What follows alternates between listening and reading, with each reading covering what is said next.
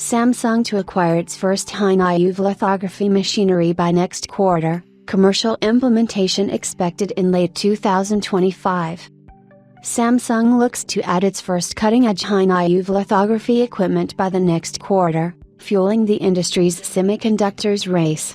Samsung comes behind Intel and TSMC in employing high-NA EUV lithography equipment, but competition is fierce. The utilization of high-NA equipment is now seen as something premium for chipmakers, and we recently reported on how Intel managed to acquire 5 to 6 kits of ASML's high-NA extreme ultraviolet EUV lithography equipment and how it looks like out of the big three semiconductor firms, TSMC, Intel and Samsung, the Korean giant is the last one to receive the next-gen EUV lithography tools from ASML. Based on a report from SET Daily, Samsung expects to receive the equipment either in the next quarter or at the start of 2025, positioning it right along with other semiconductor firms.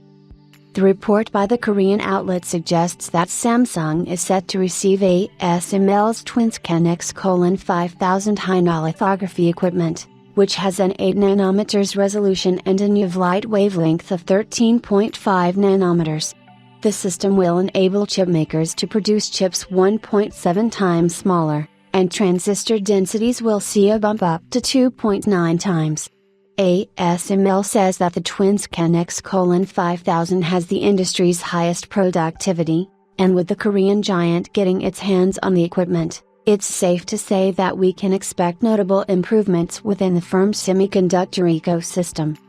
It is said that Samsung plans to set up the first batch of high-NA equipment at the firm's Randwaseong campus, but in terms of when we can expect the commercial implementation of the advanced lithography tool, it isn't certain yet, given that setting up such type of equipment has its own complications, but we can expect the high-NA equipment to come under utilization by the end of 2025, given that Samsung doesn't face any sort of roadblock in the process.